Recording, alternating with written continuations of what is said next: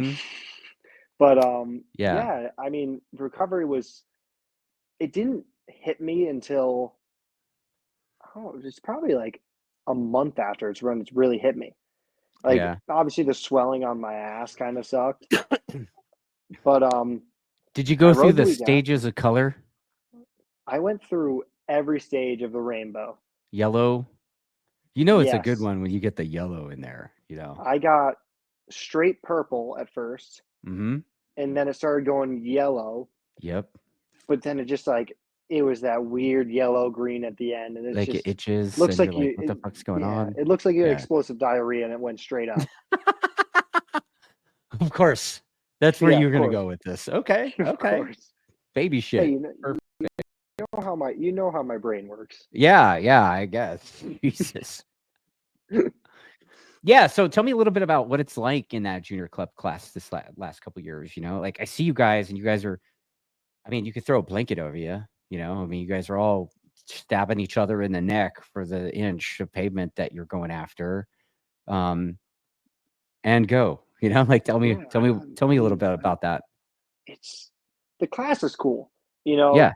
we're Yeah. racing horrible bikes. They are. The brutal I hate it. honesty. I just, I for what it is, Yeah. they do fucking great for how the 100%. chassis is. The chassis is. If you sneeze on They're it, it's fucking trashed, bending. right? Horrible. I saw So I saw over the season a couple of the guys had crashes, and it's like when those things crash, like the forks come back and they're all like pretzeled out, and I'm just like, what? They're like, we just a- put new ones on. actually, surprisingly, at Brainerd, this bike flipped 9 times.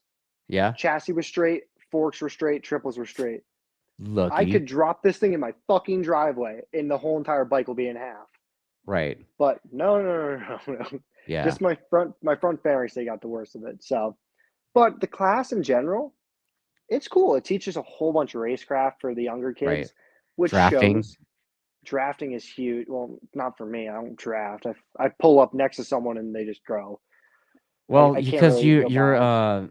you're like 1.5 more percent more than the or 100 yeah, right? Yeah, You're yeah, them times point 0.5. yeah. Probably You're compared to my teammate gigantical. You're times two. gigantical, basically, right? It was crazy. But Yeah, it teaches these kids. You can tell who knows how to ride in a group and who doesn't. Because when you see half these kids, like just sending dive bombs at the apex, yeah, and then you see the top three just go right away into the sunset, and you're back here having a fucking rock paper scissors and who's going to get out of the apex first. It's yeah, just it teaches you over time to just fucking be patient, yeah. But Absolutely. and it works all the way through. I mean, Twins Cup is kind of you don't see as much pack racing as Junior Cup.